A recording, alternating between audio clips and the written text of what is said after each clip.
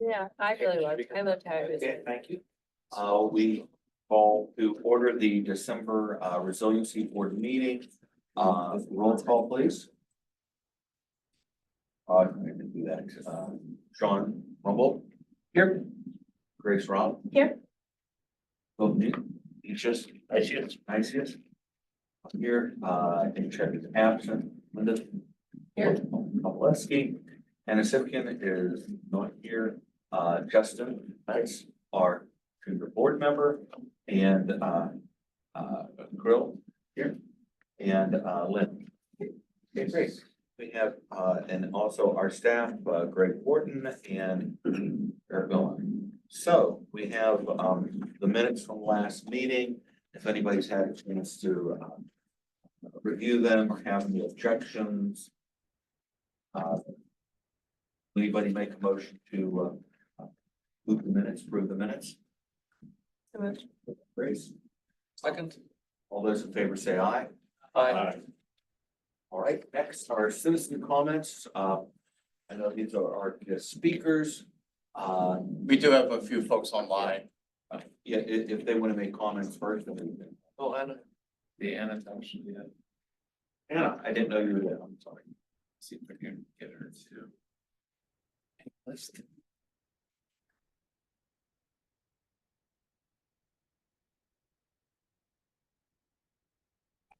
There, Anna? I am. Thank you. I'm on my way. I'm almost there. I'm parked. Okay, no problem, no problem. But is there any other citizen comment? Seeing none, well, that being polite. All right, then, moving on to the commission liaison report. I'll just report Commissioner Siegler sends his apologies. He's out of town. All right. Next, we have on the agenda, the Economic Business District Committee, and there's a zoning presentation. If the people are doing the presentation. Sure. So I could tee that up, John. So because the Economic Development Subcommittee has Uptown as a big part of its purview, and Kirill and Lynn and I serve on that subcommittee, and I'm also on the Mount Lebanon Partnership Board. We had the opportunity to talk with the design committee and review their recommendations and their report that they're giving ahead of time and fully endorse it, and wanted to present it to the full board here. It was requested by Commissioner Siegler and Commissioner Flynn ahead of time, potentially to feed into the discovery, knowledge, and actual implementation for zoning for the municipality for next year.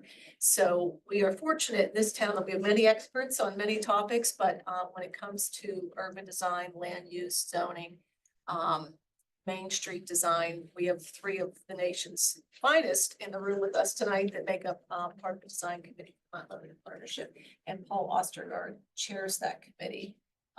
So. Thought I'd just make a very brief introduction about the design committee, because Mara and Bill have done all the work for this, and we have a really wonderful committee of about 10 to 12 members, and we meet monthly. Our major focus is on improving the public realm of Uptown, and our goal is to make it a safe, fun, enjoyable place to shop, to eat, and to have festivals. We're also interested in the prosperity of Uptown and the encouraging businesses to come and to prosper there.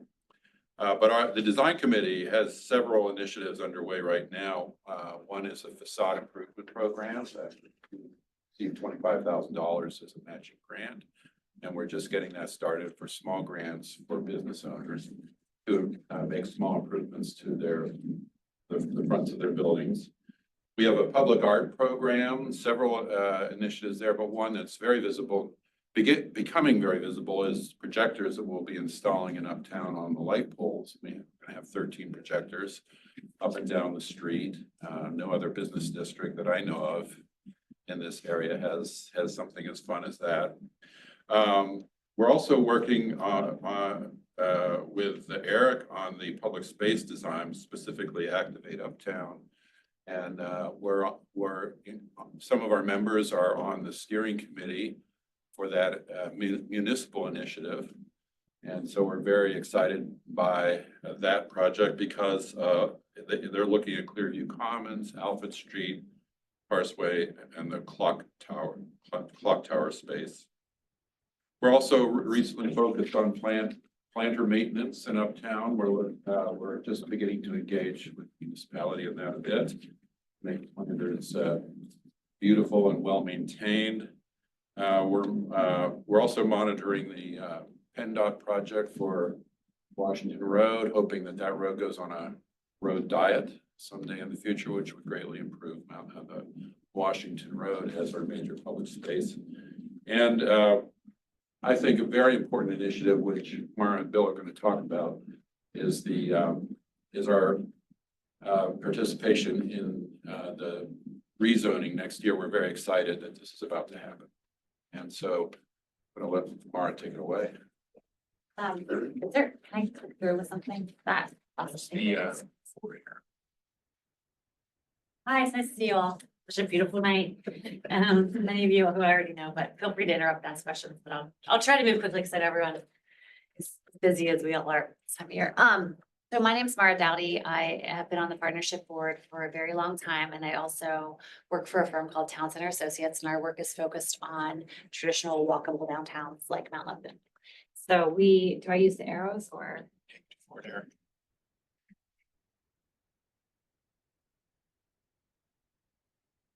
Yes, it's a mouse. Try it now, actually. There we go. Okay. So we work in towns from Pittsburgh all the way down to, we just started working in South Carolina. So we're working in communities all the way down. We've studied extensively. Every single blue dot you see on that map is a walkable historic downtown in the greater Pittsburgh and eastern, sort of western Pennsylvania, eastern Ohio region. You can see how they're clustered around the cities. That's how they just like historically popped up. But it means there's tons of opportunity to work in this region and really understand the dynamics of what makes strong, viable downtowns, and also to understand like what we could be doing better here from what we've seen in other communities. We do development projects. This is have any of you been to Beaver, downtown Beaver? Our office is located. This was a Sheetz gas station in Beaver about 20 years ago, actually. We bought that property, our firm, put in this building that now has had the coffee shop in the middle, which celebrated its 20th anniversary. It was there when it started and it's been there 20 years. And we do we've done a bunch of other development projects, but all centered in small town. We manage for Columbiana County Port Authority, 7 downtowns that they have in Columbiana County. So we support all of their downtowns. We started a new project in Sharon. We're working in Myrtle Beach. Anyways, that's quickly about us. So we're doing a lot of stuff in a lot of different sizes, different types of communities, but all with the same idea. How can we bring business and support the business that exists in our downtowns? So we've collected data in Mount Lebanon for a number of years. We work for the Mount Lebanon Partnership we have a small contract with the Mount Lebanon Partnership to collect some data. We've collected it in the past, so I can give you a little bit of like historic perspective and as well as like where we're at today with our district. And this is like nuts and bolts stuff, right? So like we look at in a community business district, we see there's 2 parts. So Paul was talking about like urban design and the placemaking stuff, right? So that's the public space, which is totally, municipal control, right? Sidewalks, streets, lighting, etc. Then we also look at the second piece, what I'll be talking about today, which is the private space. So the municipality has a lot of control over public space and what happens there. It can really, have a vision like the streetscape and all the things the municipality has happen there. Private space is where it gets more tricky, right? This is like people's properties, right? So what can we do and how can we influence that in a way that supports the community? So buildings and storefronts, public space. So we've set up this online tool that property owners can use to understand. There's like all kinds of resources available. I won't get into all of them right now. I want to talk with you about what I think is the fun part of all this, that it is a quantifiable project. There are 97 units. So there's like 97 storefronts essentially. We're trying to help be full of the kind of business that people want to see here, right? So we got 97 of those to take care of, which is a lot, right, Eric? Yes. But it's also like dead average. So in communities that have like 4,500 people, Carnegie has like 8,000, they have about 100 units. Beaver has 4,500, it has about 100 units. It's a very common size because they were designed to be walkable, right? They were designed to be walkable, and that's about a quarter mile. That's how far people want to walk. So, and if you look at each one of those color dots that on the right, it shows you retail, food and drink, personal service, the type of use in those spots. They're all on this. Oops. So what we've done is we've just, we take pictures of all of the units, we have address and occupant information. And we look at things like how many are retail, okay? So out of our 97, last year, we had 19 retail units. Anyone want to guess how many we have now? Anybody? 25. We have 21. So 2 more. One, because we added an extra place that we weren't tracking for. So we went from 19 to 21. In March of 2023, we had 21 food and drink storefronts. Same now. 15 personal service, meaning like grooming, salons, etc. last year. Now we have 14, so we lost 1. Arts and entertainment, we had 0 last year, 1 now. So that's the music store or the music lesson place beside Empire Music. And then on the right, government and community. So no change. So anything jump out at you all about any of that? To me, what jumps out is not much of a change, right? It's all pretty much the same as it was March of 2023. We had 20 office units then. We have 21 office units now. Some really good things have happened. East End, right, opened in that area. That was a great decision for municipality to make sure that went to a vibrant use, not just like any use in that area. That was a very, Eric worked very long to make sure something good was happening there with outside seating, and that would be really activate that space. Is it Piola? I don't know how to say it. Piola? Yes. Yeah. Like a beautiful restaurant. I've heard great things. Just reopened. Some retail, Golden Beetle. The pet, looks like a dog, bags of bows and bags. Yeah. That's sort of some cool things have happened, right? David Allen. Yeah, David Allen. And if you look at our occupancy profile overall, we're about 23% retail, 23% drink, 15% personal service, and about 23% office, 11% vacant. Okay. So what that all means, and these are some good things that have historically been vacant, like that PNC Bank building was vacant, as we know, for a while, right? Now it's David Allen. This building has been a long time sore spot for the downtown, right? And now we have Steep coming in. So those are really big, important changes because those have been long time sort of issues there. That being said, we talk about vacant versus available properties. A vacant property is anything sitting vacant, right? An available property means actively on the market. When we did this study, first in March of 2023, there were 12 vacant properties. 2 of those were on the market, meaning 10 were not actively on the market. When we did it in November of 2024, there were 12 vacant, 2 on the market. Okay, so we had 10 properties not actively on the market. Was it the same? Or Same, were there were different ones? properties, the same number. Okay, so things Yep. did move. Okay. Yes. And we know like what happens to the house, little sad white house, right? That is no more. But some of the other 2 we know have been vacant for quite some time. Right. So in 2023, we gained 7 and we lost 8, net gain of -1. 2024, we gained 4, lost 3, gain of 1. So why we think it's important though to change this is since January of last year, there's a 23% change in our districts, right? So people say, oh, it's kind of the same. Well, things maybe we have the same number of restaurants, the same number of units, but there's a 23% change in our district, right? Which is why we think that this board and the partnership believes we have to stay on top of what's going on here. You don't just know. That's a corridor of your district. You could have a go-to use that's less vibrant or less desirable, right? For the community, it can make a big impact on what happens there. 23% change, 1/4 of the district changed in 1 year. Is there an average number, like those other business districts that are vacant, like what we have? Is that a typical? Is that a lot? Is that not? Yeah, it's hard to say. Like for a community like Mount Lebanon, 10%-ish is pretty average. Yeah. 10%, 5 to 10%, I would say, for a vibrant community. Pretty average, yeah. So what can we do to help increase what we call vibrancy? First, I have to tell you how we measure vibrancy. So we believe that a vibrant district strengthens the entire community. I think the partnership very firmly believes that even in our mission statement or our vision statement, we say that we are providing and supporting a community serving business district, right? That this is a district that reflects the needs and the desires of what the community wants. So that's our focus in the partnership when we're making decisions, setting priorities. It's what does the community want? It's the community serving decision. And I think we would all believe this, right? If we think about, even though, why are we investing in the downtown? Why does it really matter? What are the decisions about making financial decisions, right, that the municipality has to make about investing in the uptown Mount Lebanon. Well, if you look at these property listings of homes that have sold here, the very first sentence doesn't talk about, hey, new kitchen. It talks about 1 block from Beverly Road, urban living at its best, heart of Mount Lebanon, prime walking distance. That's the first sentence in a real estate listing, right? We all know these houses that are closer to the walkable district sell for significantly more than ones that are further and less walkable, right? Anybody disagree with that? So to me, it's an obvious part of the reason that we all care about uptown. That it's strengthening our overall home value and tax base. We have roughly 14,000 homes here. If maintaining uptown increased our home values by only $10,000 per home, let's say 10,000 by 14,000, that's $140 million of additional collective equity in Mount Lebanon. To me, in Mount Lebanon, it's way more than $10,000 per home when we're improving these districts, right? I mean, the homes by Beverly selling for significantly more than 10,000 more because of Beverly thriving and being a vibrant district. So just real quickly, look at how we measure this idea of vibrancy. We look at that different business use we talked about previously, right? What is the mix of the businesses on street level? And so how does that mix sort of shake out?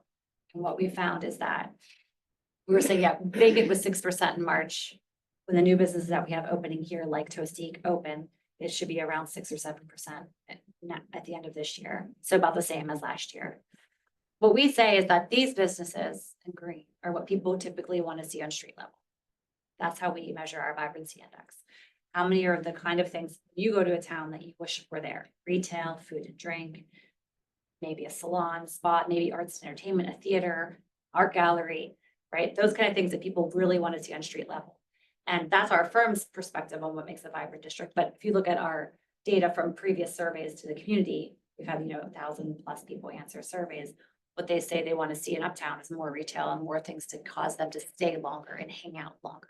So it sort of supports our perspective on what makes a vibrant district. And if you look at that as a number, like it's more of an art, but if you think of it as a science, that vibrancy can be measured. So right now, about 63% of uptown is in that green.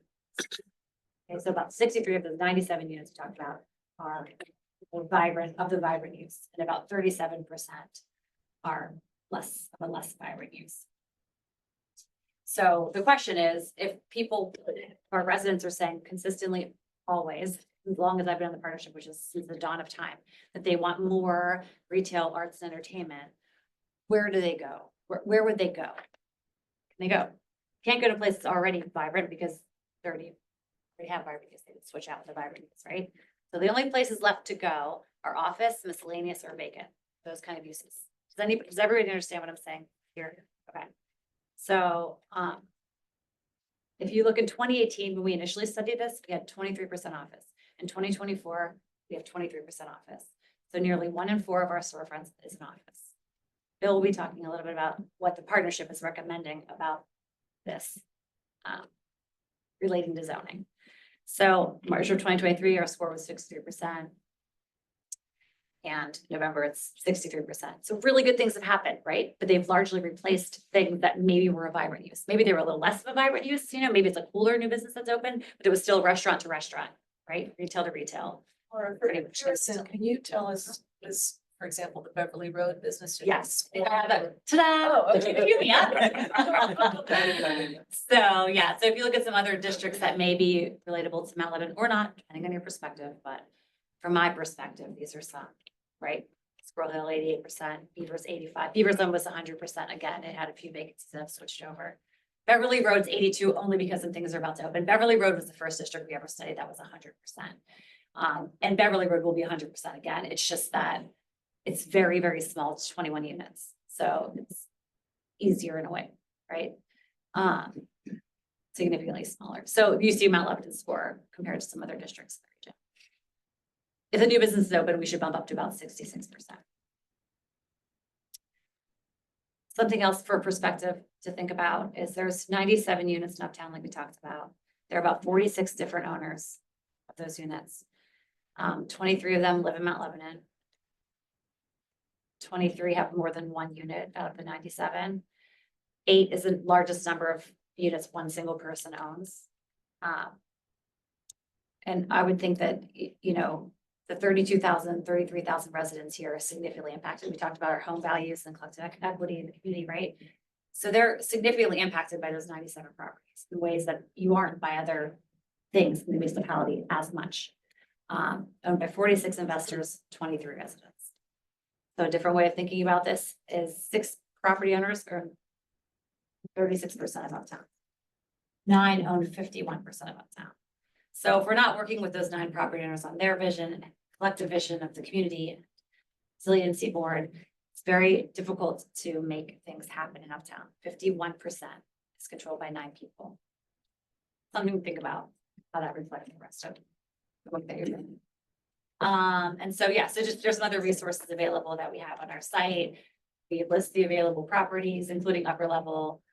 We have facade galleries to help the businesses. We have signage galleries and a bunch of other tools, but those aren't really as important tonight. Just wanted to let you know that they're out there and free and available to people to use.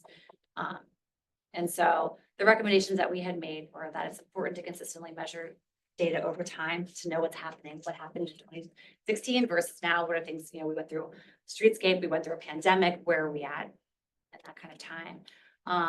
Are the partnerships efforts increasing vibrancy?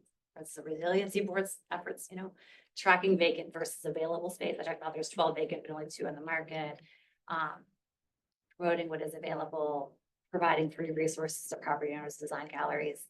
And the things that we have what's called the EVC, so it's Economic Vitality Committee on the partnership. What we recommend was that Bill's gonna really talk about this, but Bill, do you want to just get into that now? This is Can I really ask you a clarify before you Yeah. go to that? Yeah. Okay, so of the 9 owners who own the 51%, yeah. do they own the 10 unavailable properties? It's a good question. I'm not sure. I haven't looked at that in a while, but Testing your, I could check. testing your knowledge here. yeah, it's a good question. I don't think so. Yeah. Bill, do you want to talk about these recommendations? Then I was just gonna make them say. If you'd like me to, sure. Yeah. So you, Yeah. you wrap up, okay? Yes. I don't know where you want me. You want me to sit there? I'll sit there. I have no visual presentation, which is too bad because we're substitute for Laura and the presentation. Anyway, thanks again, everybody, for allowing us the opportunity to talk to you all. What I'd like to do is basically give you some context about how we came up with this, who we are, and why we would even make these recommendations to you. So the Mount Lebanon Partnership operates the Mount Lebanon Main Street program, or a nationally accredited Main Street program. Main Street, if you talk to the people from Main Street was actually created by the National Trust for Historic Preservation. And the Main Street people will tell you that it is an economic development program based in the context of historic preservation. So there I said those words, historic preservation. Don't worry. The partnership, therefore, with this national certification, has that as a fundamental basic concept of how we go about our business. The principles for the Main Street program are promotion, organization, design, and economic vitality. The Economic Vitality Committee, along with the Design Committee, is the 2 pillars of the Main Street program who kind of developed these recommendations. These recommendations have actually been bouncing around in the partnership now for as long as I've been on the partnership board, which is not as long as Mara, but about 12 years now. And we have at various times over the last several years tried to make these recommendations kind of on our own, to kind of suggest that they were good policy decisions to make in terms of uptown revitalization and long-term business vitality. Luckily for us, the current Mount Lebanon municipal structure is much more conducive to organizations like the partnership being able to make these kind of recommendations to a board like the Resiliency Board. So this process fits perfectly with how we like to see things move ahead. The recommendations that we made are based on, for those of you who don't know, I work for the Pennsylvania State Historic Preservation Office. I've worked in 3 different states with dozens, if not hundreds, frankly, of Main Street communities from the Rocky Mountains to here. Mara has told you what her firm does. Paul is a nationally recognized expert on urban design and other aspects of these kinds of efforts.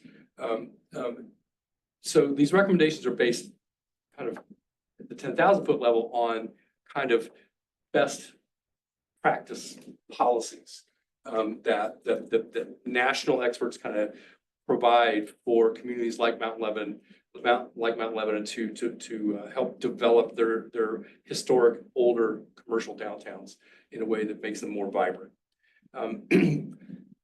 Closer to earth, we have these recommendations have been developed and have been come out of the last two municipal comprehensive plans. If you look through the comprehensive plans, both the newest one that was just adopted earlier this year and the one previous to that, there are recommendations throughout that kind of support the concepts these recommendations make. As Mara alluded, we and the municipality have studied Uptown a number of different times. There's an Uptown strategic plan that was done several years ago. We've done a number of different surveys of what people in Mount Lebanon want out of Uptown, what their expectations are out of Uptown. And so these recommendations come out of both the public input and the comprehensive planning processes, the Uptown strategic planning process, and just what the partnership has done in terms of other kinds of when we're at events and whatnot, we kind of ask people, what do you think? What do you want? What do you think is lacking here that we can make it better? So these recommendations didn't happen. They didn't spring out of our minds. They've been developed over time based on best practice approaches and public input in this community. And this is a kind of exciting time for us because we're nerds about this kind of thing, because we do have a board like the Resiliency Board who can work through these things at the municipal level, and then we have the zoning refreshes coming up. So we think this is just a perfect conjunction of things that allow us an opportunity to put these things out there. To kind of put the icing on the cake, the partnership was kind of batting these things around when Commissioner Flynn and Commissioner Ziegler, who serve on the partnership board, literally asked us to put together some recommendations for this board. So this comes directly then from them at their request. They asked us back in spring, summer, sometime to put this together. So that's where these came from. I don't know. Have you all had a chance to see these? Did they come in a packet? Yeah. I'll just really briefly go because they're actually. I mean, this is it. Okay, good enough. We based our recommendations on kind of two concepts: use and design. In terms of design, I know this is no shock to any of you. We're recommending some significant changes in the signage ordinance that applies to Uptown. Signage ordinance has been a real thorn to many business property owners' side, and there's some more up-to-date approaches for signage that we can follow. The Mount Lebanon Partnership underwrote the creation of some Uptown-specific design guidelines that in the appendix included some recommendations and actually a sample kind of what an updated signage ordinance would look like. I can point you to the design guidelines. Unfortunately, we've been having some trouble with this on our website. You can see what the design guidelines look like, but they don't have the appendix attached with the zoning recommendations. I have that document. I was just going to say, however, Eric has the document and I'm sure he's able to share that with us. But it'll be, you can see the design guidelines on our webpage now. You can't see the signage. The second design aspect of these are implementation of the design guidelines through zoning in Uptown. The design guidelines are based, agency I work for helped pay for them. The partnership provided a match. The design guidelines are specific to Uptown. They're based on national preservation standards, the Secretary of the Interior standards for the rehabilitation of historic buildings, which It's not nearly as scary as that sounds. They're more common sense. These are old buildings. Let's treat them like old buildings and respect the traditional design of those buildings. They're frankly pretty straightforward. One of the benefits of implementing the design guidelines and zoning would be there's lots of pictures and lots of graphs to allow property owners and contractors an opportunity to just not read the zoning, but also see illustrations of a best practice approach to the historic building. So we think these not only are going to be good for Uptown to kind of guide design in an appropriate way, but also they're going to be a valuable tool for the property owners to be able to kind of think through. It's one of those common questions I get in my job is, I don't know how to do this. So these design guidelines show you how you can do it. And just to riff off what you're saying, the design guidelines would also be attached to the facade grant that was referenced earlier. So it's not just a matter of administrative wonky wonk. There's resources behind it. And we're gonna do that in 2025, aren't we? Yeah, it's Aren't we? better. Yeah, well, we have to. Actually, we have to, don't we? Yeah. So that's how the design recommendations that we're making. Some of us were talking a little bit earlier. Well, I'll finish this. Our other two recommendations, this document started out as like 10 pages and we had a whole bunch of wonky stuff in there. We decided, we just want to distill this down into some implementable best practice. These are the easiest things to do, zoning recommendations. So there's only 4. So 2 related to design, the signage and the design guidelines.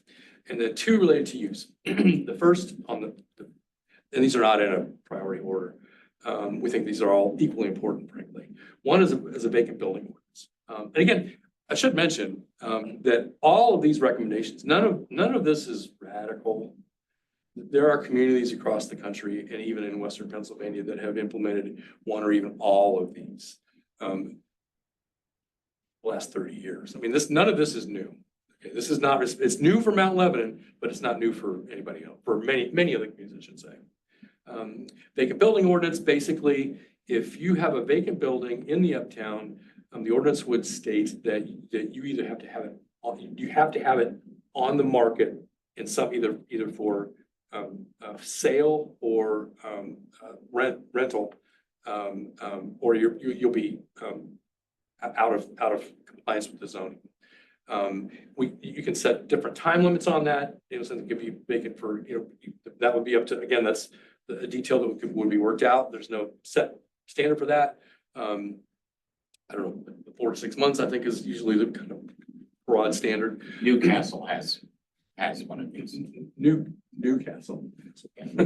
So that kind of makes those vacant properties more valuable, frankly, but also helps ensure that churn that you asked about, Anna, is maintained in a way that allows us to fit when those 23% change, that we've got something to go into. No question Yes. on that. They have to be put on the market for sale or lease within a certain specified time frame, or else what? They'll be in violation and they could be written up for Okay. like any other code violation, like any other. And so what are the consequences of that? If you own multiple properties all over the country, and this happens to be one of them, and you get a $5,000 fine, it's like, it's not that big a deal. Are the consequences? Yeah, There'd that's be a lien. eventually, Okay. yeah, eventually. So the consequences are enough that they would motivate action toward either sale or They have to be. lease. They have to be. Yeah, it's the same as And if you had enforceable. same as if you had an infraction with your home. Yeah. That will carry as a lien. Okay, and then the magistrate enforces that, or how is that? How is that Or a done? sale. Okay, Usually not, they don't push the sale. I mean, you can do it, but doing the sale process is enough. However, a lot of times if you own property, but having a lien against the property may be a violation of different financial covenants made by the owner. So if I'm getting financing from their mortgage company or financer A, and I find out that what I gave to you has a lien on it, that, and there could be action taken on it, they would get they would flip out. It's, What it usually starts with is we call it monitoring fee. So it just means like this is an additional burden on the municipality to have to walk past and monitor a building that's sitting vacant that could have like the White House, a collapsing roof, or could be a fire hazard or have other issues going on. So there's a monitoring fee associated with just sitting vacant in an uptown district, right? So the first step is like a monitoring fee, and then the next, it goes progressive from there. But what we've seen happen in so many communities, just the threat of a vacant building ordinance, just saying like, this, you can't just let a building sit vacant in uptown indefinitely. There's all kinds of reasons why not. People put their properties in the market just thinking there's gonna be a vacant building ordinance because they don't wanna have to deal with it. They're like, fine, you know? And so Right. is any of it,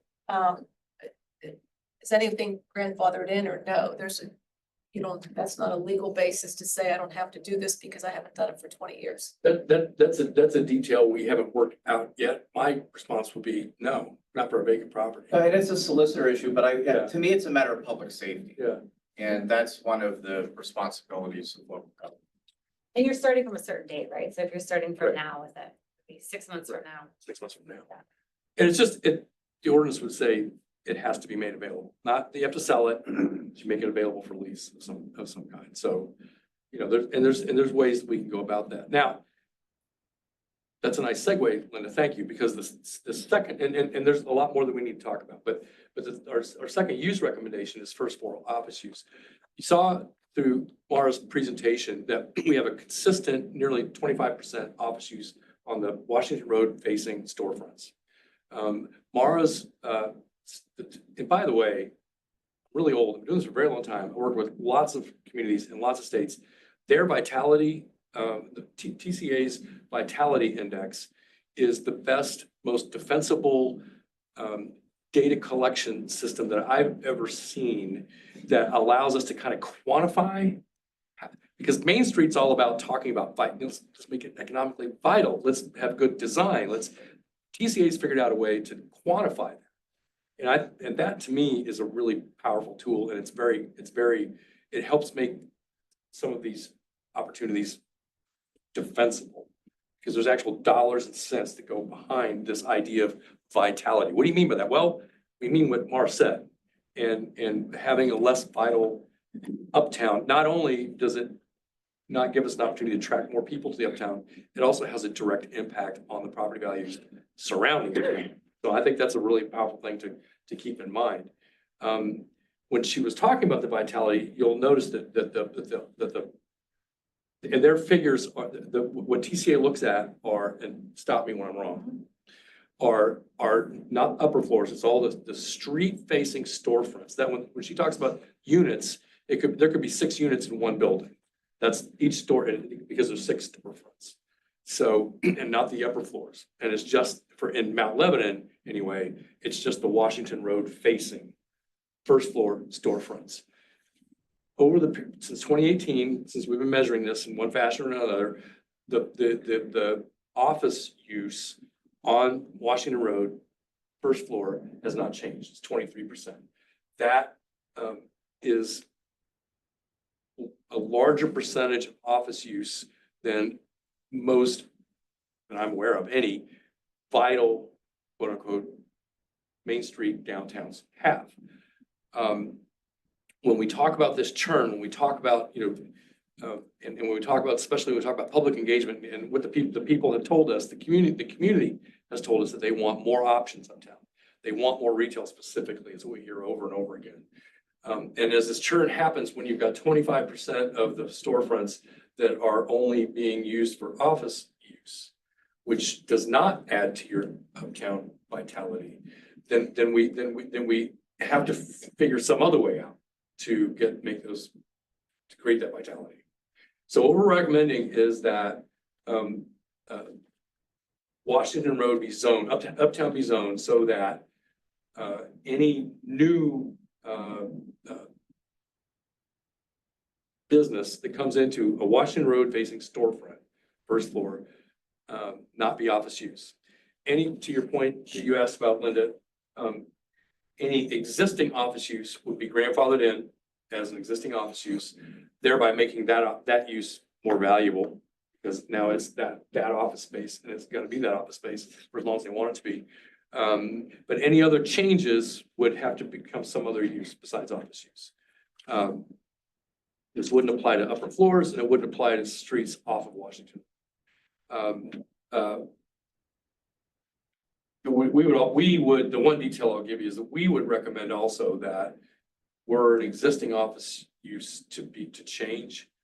I'll just make, if an optometrist left their office, that the property owner be given a period of time to refill that with office use if that's what they choose. So there's not an immediate turnaround with that. But other than that, whenever new storefronts opened up, they would have to be replaced by businesses other than office use. This gives us, things are never going to change in Uptown in terms of the vitality and vibrancy unless we do something to provide more opportunities for entrepreneurs and business people in those first floor storefront Washington Road facing buildings, because we're static here. I don't mean to interrupt. Please, no, Can you by all means. wrap it up? I'm just gonna say, and I think that is where I wanted to finish. Oh, man. How pressure. All right then, I appreciate the report. Sure. And does anybody have any comments before we proceed on to the agenda? Yeah, I want to ask for next steps for us. This is not our policy, it's not coming from this group, but I think it would make it a lot more powerful if we extend our support to the commission. So maybe it's worth sharing the documents offline so all of us can familiarize, and then maybe next time we can vote in favor of the policy. We'll have a stronger case for it. Yeah, we wanted to, I mean, now that it's been presented, this is a public meeting, so this is out there. So at this point, we can share it with the Resiliency Board with support documents. So design guidelines, all of that. We can put that in the share file since we've all tapped into that now, right? But even if we haven't, that we can share now the presentation this evening, but the support documents, which there is quite a bit. Yeah, that is our hope for steps that you would support.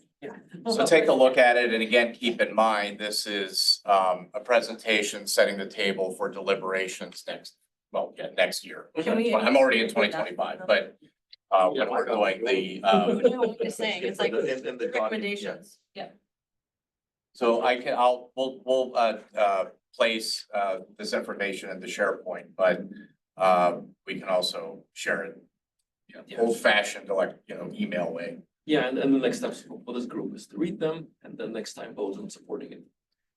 Or, have a discussion and deliberate and, yes. So and we're totally serious about this. We want to help you as you work through because these recommendations can be managed in many different ways. And we frankly are the subject matter experts on this. And if you want our assistance to put this together, I'm not saying we have to, it's not our job, but if you want our help, we're happy to give it.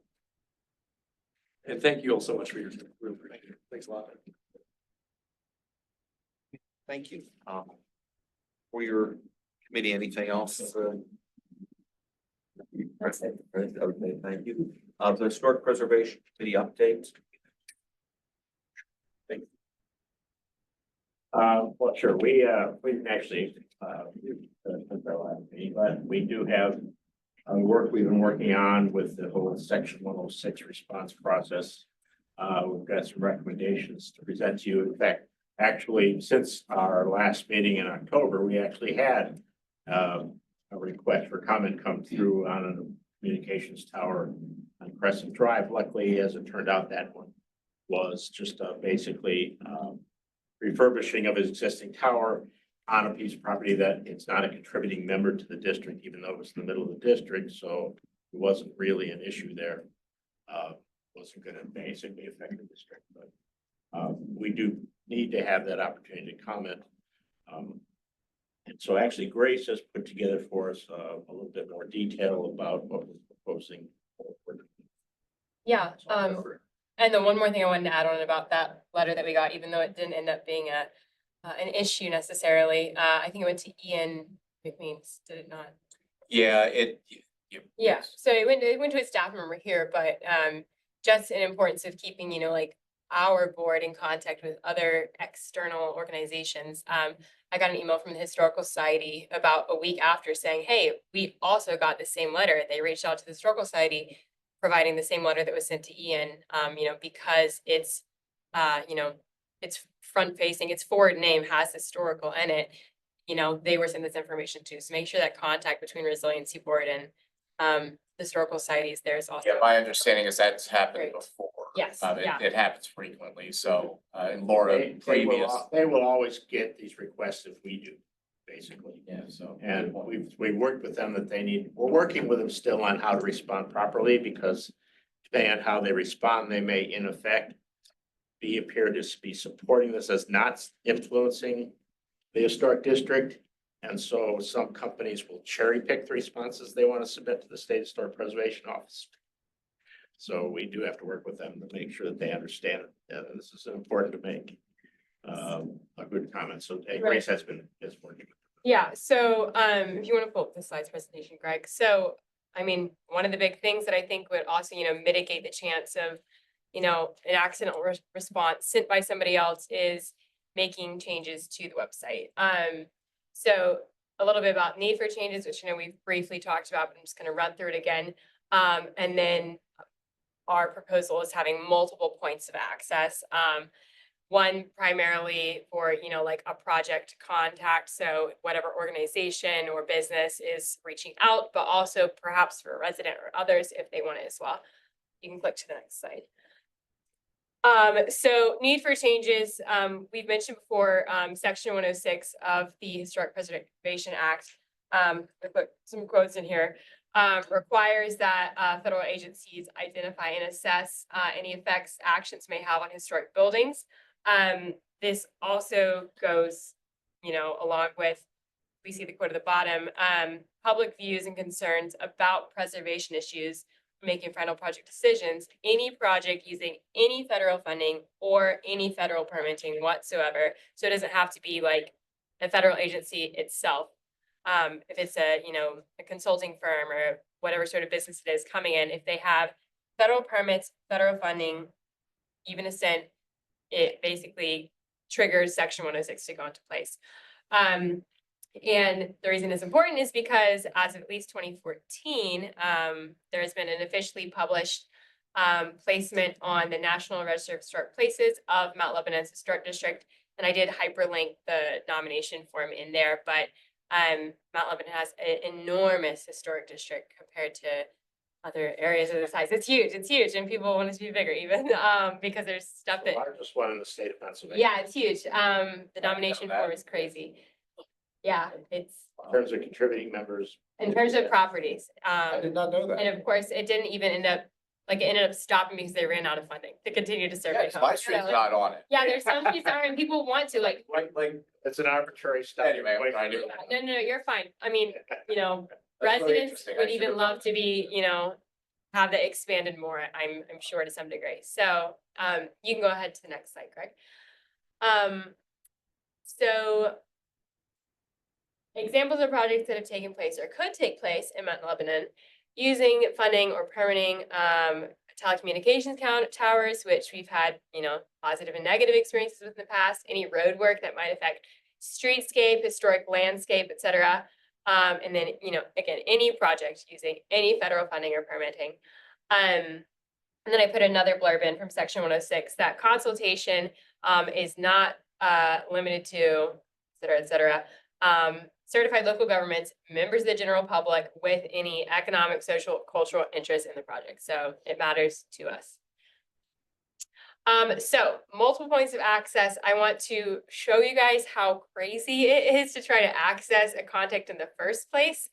And then what my proposal is. So currently you have to take 5 different clicks once you're on the website, which I don't know. That seems like a lot to me to really delve through. And if you are somebody who maybe doesn't want your project to be shut down, that might negatively affect historic properties, perhaps.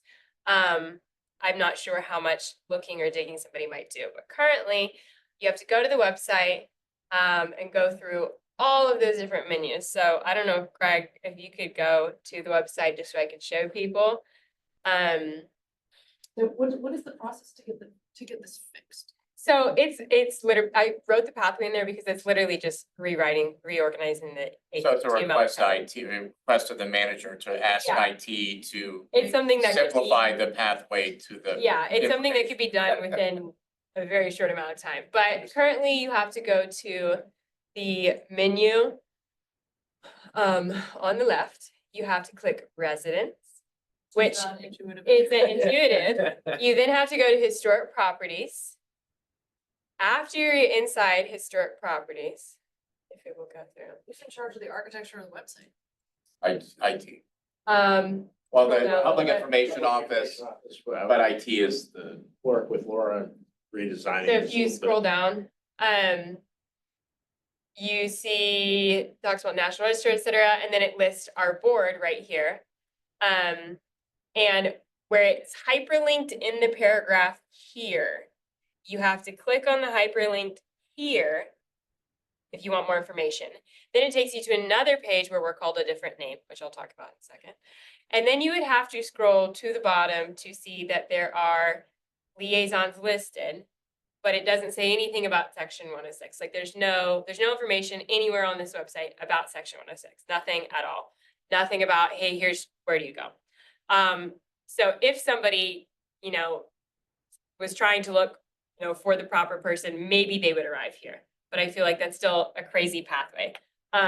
So my proposal instead is to, if you go back to the main homepage of Mount Lebanon, because I'll just talk about it on here, is instead to, if you go to menu, go to departments, and go to inspections, permits, and zoning. So if you look at this page, I feel like this is where somebody would go to because you're wanting to make sure you're in compliance with things. That's where they inspections, permits, call, et they cetera. always, when they call, that's where they. Right, and it goes to, permitting, et cetera. If you scroll down a little bit more, there's a whole bunch of information, but right here, there's all the different types of permits. Okay, so, home occupation, mechanical, et cetera. I propose that there be an additional, green blob, whatever those things are in there. And I said to call it historic preservation compliance requests. That's what it should be, historic preservation compliance requests. And it should be listed there. So if you go back to my slides, I'm just showing you guys where I think it should be. You could simply, again, go to menu, departments, inspection, zoning, et cetera. And you would have a new, green bar there that says historic preservation compliance requests. You can go to the next page, Greg. If you wanted to have a second way to access it, you could still have, access point for residents. And then underneath historic properties, you could still have another hyperlink to that same page for historic preservation compliance requests. Just, better safe than sorry, double duty, two different pathways. I think when you then would open that green bar for historic preservation compliance requests, you should have the contact information for the Resiliency Board, for the staff liaisons, as well as a short blurb that we can literally pull from section 106 about, if there's a section 106 project going on, that's these types of projects that have federal funding or federal permitting whatsoever. You need to contact these people, you need to contact this board. It doesn't have to be fancy, there doesn't have to be a form or anything, but the contact information and the reasoning why I think needs to be listed under it. So that is the primary proposal. So can I Yeah. just make a Advice? motion Yeah. that you just do this? Like, I don't think, like, I feel like we as a board can just decide with a quick vote that this is a really simple solution that IT should take care of in the next 2 weeks. Or whenever they can get to it, on top of lots of other things that they have. So do we just make a motion to do It that? would be a motion to, Eric, what I say, we make the motion to recommend that the municipal The IT department. Manager designate the. I would just say municipality, that then it'll be channeled, because again, it gets a little bit Byzantine, but the manager has to approve it, but it's a PIO is the content architect and IT is the builder. Yeah. I would keep the motion open-ended. Motion to recommend recommend to the manager that the website be Amended to as- reflect the presentation by the Historical Preservation Committee on. Yep, I second that. Okay. Is there anyone opposed to that? Or all in favor of that? Say aye. Aye. Okay, so that's done. And then the one other thing that I think is another easy IT fix is important, but I don't know if this is something we need to discuss further or if it's a commission thing. And I think Phil's actually the one who found this originally. So we are called two different things. So on the historic properties page where there's that hyperlink here, we are called the Community Sustainability and Economic Development Advisory Board in the subtitle and the paragraph. But when you click on the hyperlinked here, the board is then called the Resiliency Advisory Board. I'll just, so the ordinance states the word jumble Mhm. and then the abbreviated Resiliency Board, which is much easier for people to understand, is the common vernacular.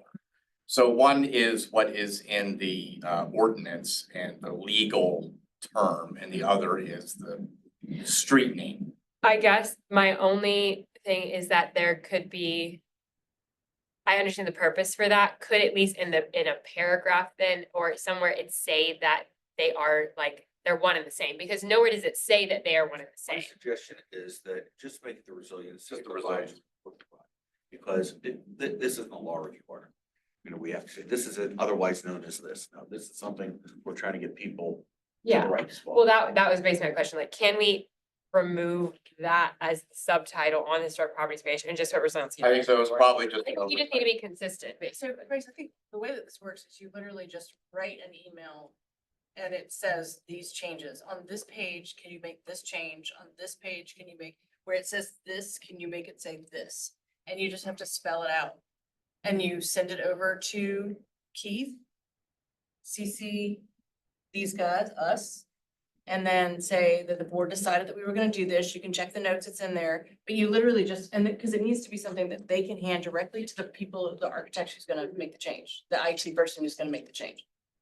Seems, if web changes should be easier than what all of this sounds like. Take minutes. Yeah, it should take minutes. Yeah. So If I it's would just, really if it's just- just changing wording, like. Yeah, it's really administrative, and as long as, you Yeah. know, Eric, you know, this is what we want to do. I don't think we need a motion for that, just. No, Right. But just but if include you, it, I would say you know. Grace or Phil, if you just want to send me an email that just summarizes, you know, the bullet point. Well, this one, but also the first one, because you could have it all, it's the same person who's making all those changes. So they could just make it in one fell swoop. Just send an email and we'll get it taken care of. Thank you. Will do. That's an easy one. Congratulations. Let's get that one done. Great. Anything else for the committee? Next is the Sustainability and Local Ecology Committee. We did not meet since the last meeting. Next, staff liaison report. Okay, so I'll start with something real easy peasy. The agenda, or sorry, not the agenda, the schedule is the last page. I think I also emailed it, so just so everybody has that in front of them. And we have the dates sorted at the tail end of 2025, so we're not in conflict. So everybody can enjoy Thanksgiving and the holidays without that issue. Just wanted to bring up the Activate Uptown, a little update on that. The Activate Uptown steering committee will be meeting in January. We did have the meeting in October. I think that's when I had pneumonia. I think I missed this meeting, and yeah, it was October. So we had the public meeting, public charrette in October. Went very well attended. We also had the survey, which I reported out on prior, which we had, again, a very robust response to. So Paschik MTR has gone to the table and have come up with preliminary conceptuals, which the steering committee will be reviewing, and some of you sit on that in this room. We'll be reviewing that in January, providing that feedback. There'll be further refinements, a second public charrette with additional refinements, and then we'll present that to the commission as a final package. There'll also be a commission discussion session, probably sometime in February. But the timeline is we'll have this a wrap by June. So that is that. Just some updates, the Italian leather bed, this is timely considering the presentation we had early. The Italian shoe leather place is opening up, their window is slowly presenting itself, so they have it's illuminated now, they have new lighting and products from Milan are coming in all the time, so that's pretty exciting. What is that again? I'm sorry. Where Potomac Bakery was, Okay. is going to be an Italian leather goods retail shop. So shoes, wallets, purses, things, anything that can be sewn of If something leather. goes wrong, they go to the shoemaker.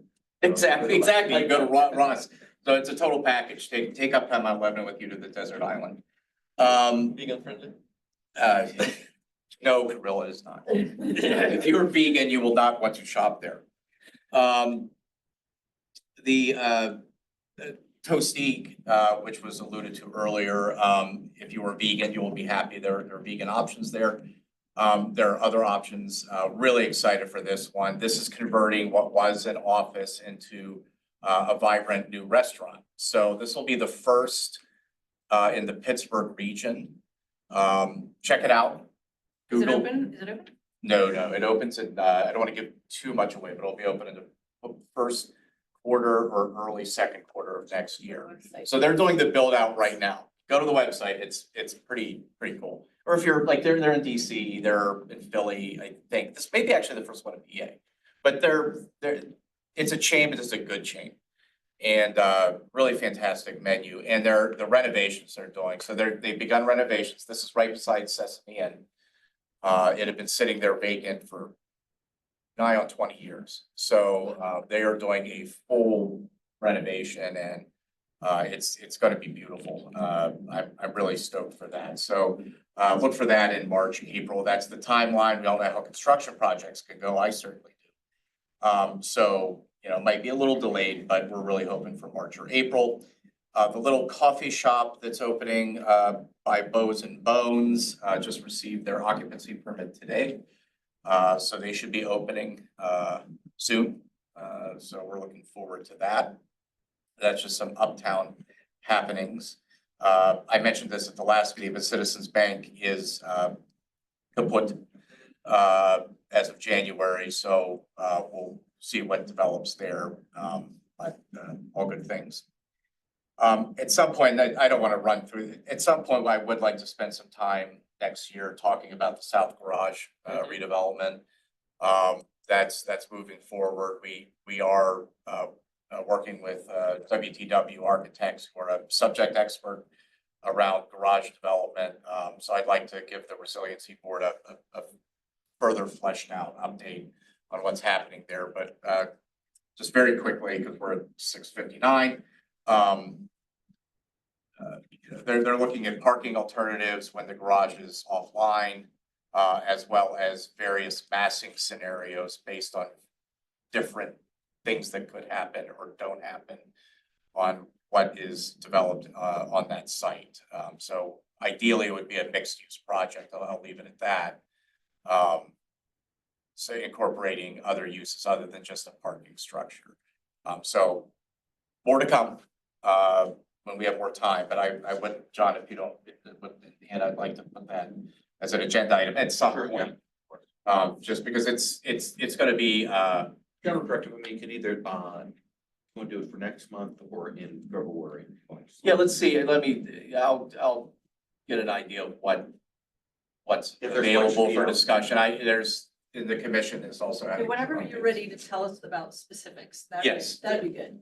That's And in time to make decisions, also good. right. That's the point. Yeah, Beverly Road, former Bados continues to move along. Iovino's is open. If you haven't been to Iovino's, go. It's absolutely gorgeous in there. The food is always, Jeff and Carol do a fantastic job. Hand-built bar, dedicated Guinness tap. So I pay attention to all the important things. Wow. Yeah, so I mean, a real Guinness tap, it would make the Irish proud. So, beautiful space. And so that whole juggling is complete.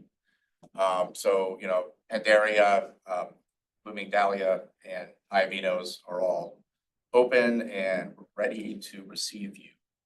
I think of anything on Castle Shannon, good things always are happening there. I've already talked about Edame, they are blowing up on the foodie sites, so if you haven't been there and you like sushi or Thai, please go to them.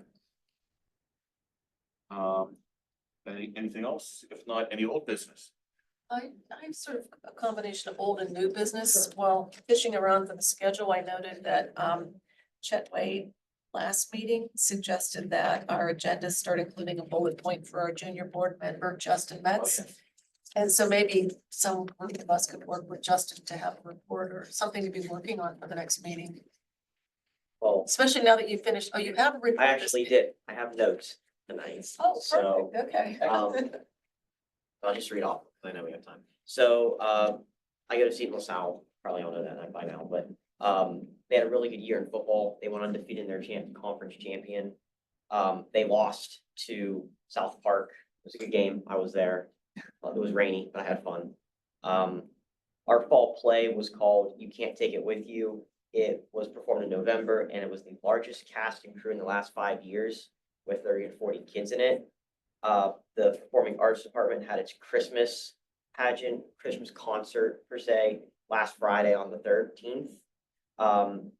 Through Advent for 4 weeks leading up to midterms and Christmas break, the school has like 5 days of giving where you get a dress down day in exchange for bringing in like canned goods or just general stuff. We had one Tuesday and it was for, I think, hurricane relief. So that was nice. We brought in stuff for like babies and whatnot. Other than that, that's really it.